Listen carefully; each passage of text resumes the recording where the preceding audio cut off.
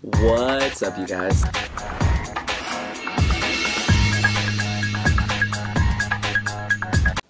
Alright, so I'm going to preface this video by letting you guys know that while I think this format is absolutely amazing, and I stress the word amazing, and I'm going to let you guys know why, I do not think it is the best format of all time. I still believe 2014 probably was one of the most diverse and most, probably one of the best and healthiest formats in Yu-Gi-Oh! So don't attack me in the comments saying I don't know what I'm talking about, because I've been around for pretty much every format except Necros format, so in a sense I do know what I'm talking about, and I feel that there are many factors as to why I feel this is one of the best formats we've had in a very long time. Now that's what you guys need to understand. I'm not saying it's the best format of all time, but compared to what we've dealt with in the past, even as little as like a month ago, this format's not that bad.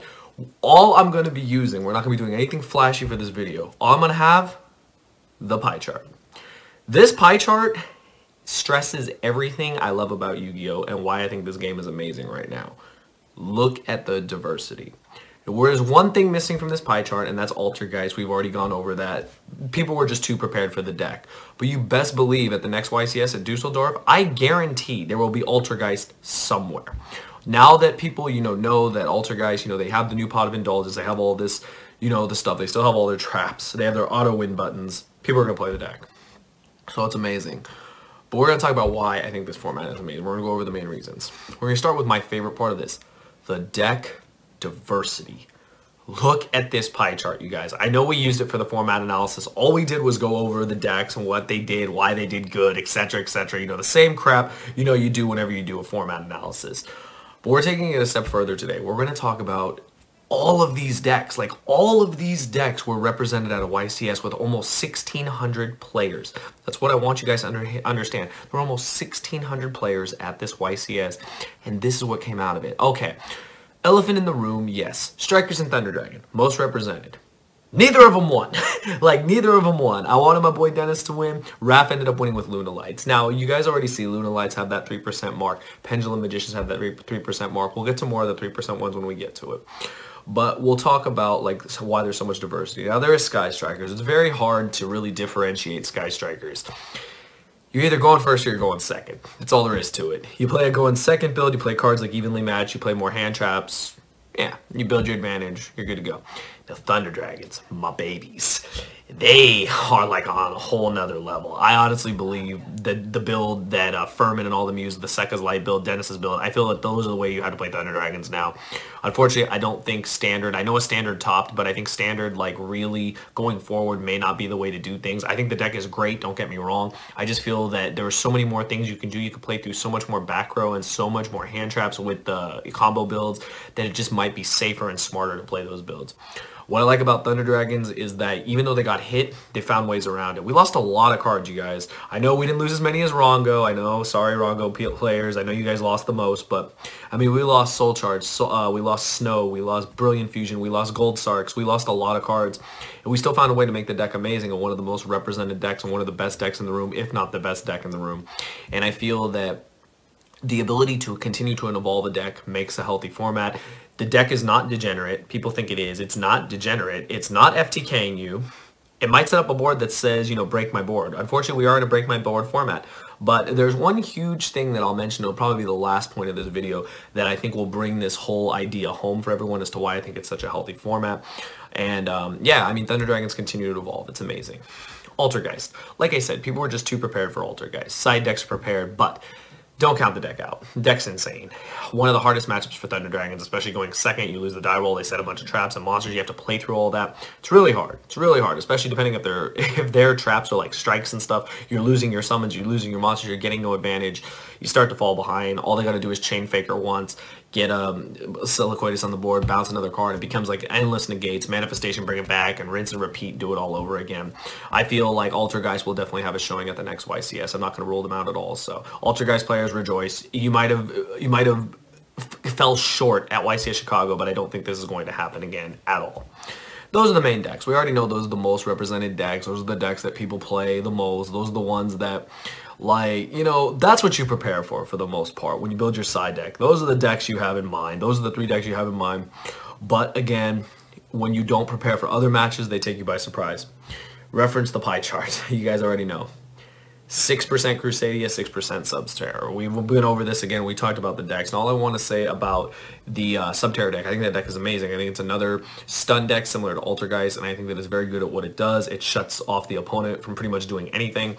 Guru is an amazing card. It's only a common, so it's widely available. I know cards like Ancient City, all that stuff is expensive, but if you were a person that got those cards before, believing Subterrors would be good once Guru came out, you're good to go. I think this deck is very good. I think it's very underrated. I think it's very powerful at what it does. I feel its stun aspect is insane, its control aspect is insane, and I think a lot of people will start to realize, man, you know, this deck is really, really good. So yes, it loses to the same thing trap decks do, but they have a lot of negates too. So that's the thing, is when your deck can negate a lot of the things that stop you, you're in a good position. So I definitely like Subterror Guru control a lot.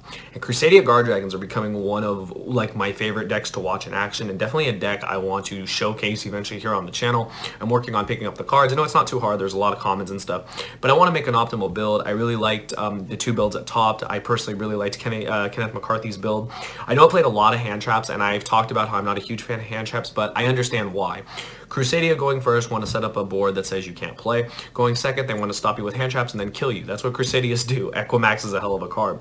I think that this deck will really start to shine, and once people really figure out the formula for it, if they haven't already, they'll realize that any deck that can play first or second and be successful, that's what makes it a top tier deck. And I think the Crusadia Guard Dragon definitely have the potential. I think Guard Dragons are amazing. I think they really evolved a lot of decks. They really made a lot of decks ceiling a lot bigger, and I think it's just great to see, you know, the representation. I'm glad that more than one, you know, same with Subterrors, were in the top cut of Chicago. So like I said, when we get through YCS Dusseldorf, we're definitely going to talk about, you know, the meta-analysis, why a certain deck won, the representations, the percentages, the pie charts. We're going to be revisiting a lot of pie charts. Pie charts are going to become probably one of the most beneficial tools that we have at our disposal. And shout out to all the, you know, the Facebook groups and all the, you know, the groups that make these, because you guys make our job so much easier, and you really do help us, and we really do appreciate that. So you know, like I said, I like how much diversity it is. We've already gone through 4 different decks, and not just like any other decks. Like Thunder Dragons have multiple variants. Sky Strikers have going first, going second. Subterror Guru, you know, it can change depending on what traps you play, what spells you play.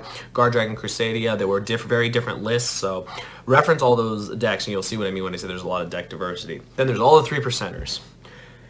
ABC, Magicians, Trickstars, Cyber Dragons, Dangers, Lunalights. Oh my god, what else is in here? We've got Orcus with Ed's deck, like so many different decks. Lunalights, again, all thing. There are so many different decks, you guys. I believe there was a total of what? 1, 2, 3, 4, 5, 6, 7, 8, 9, 10, 11, about 13 decks roughly, give or take, in the top cut. That's amazing. That means 13 different decks in the top 32 cut is insane. And I think a lot of people forget about that.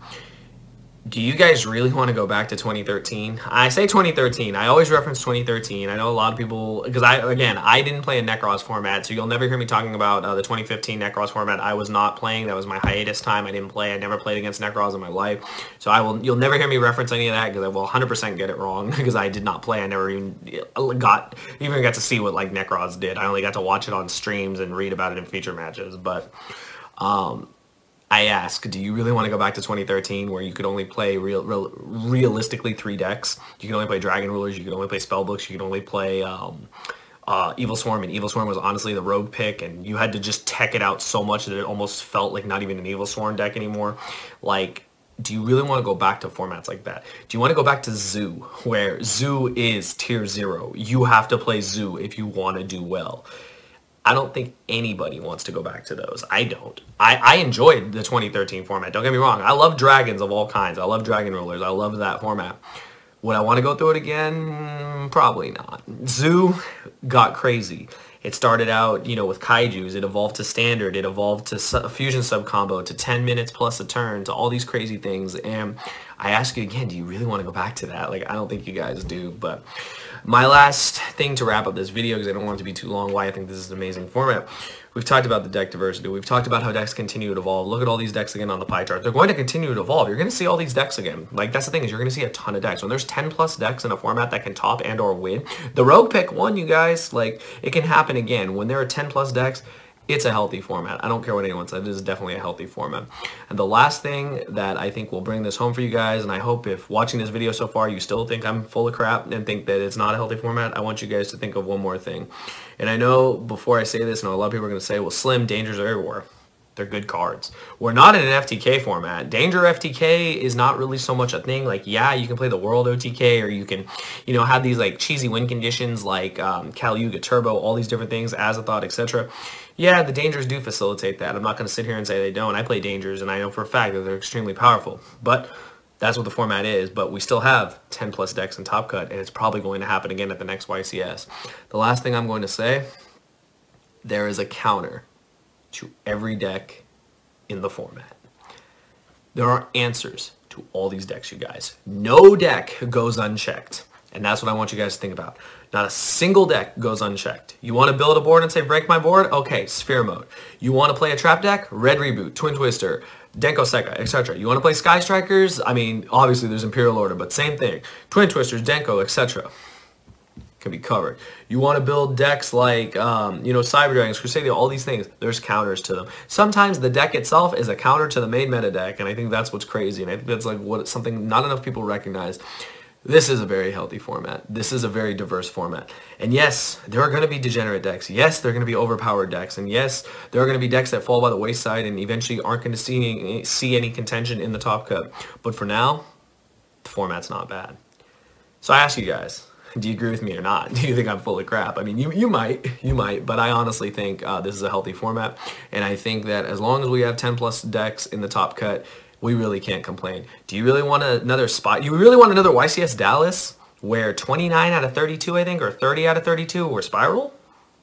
What the hell kind of deck diversity is that? It's 0. So think about that, you guys. Let me know your thoughts in the comments below. I hope you guys enjoyed the discussion. I hope you guys, if you were leery about this format, weren't really sure about it, I hope this video inspired you to continue to play and to continue to enjoy the format, because I personally love the format. I want to see how it evolves. I think it's going to do amazing, and I think we're going to see a lot more deck diversity and a lot more innovation from these decks. All these decks on the pie chart, you're going to see them again. They're going to change, they're going to improve, they're going to evolve, and it's going to be amazing, and that's what I want for our game and for all the players. So I hope you guys enjoyed the video. Let me know your thoughts in the comments below. If you like discussions like this, let me know, and I'll definitely be bringing more of them to the channel. But I try to stay positive with this game because I love it to death, and I hope that it'll continue to be a good experience for everyone that plays. But that's all I got to say. Give it a thumbs up, and thank you for watching.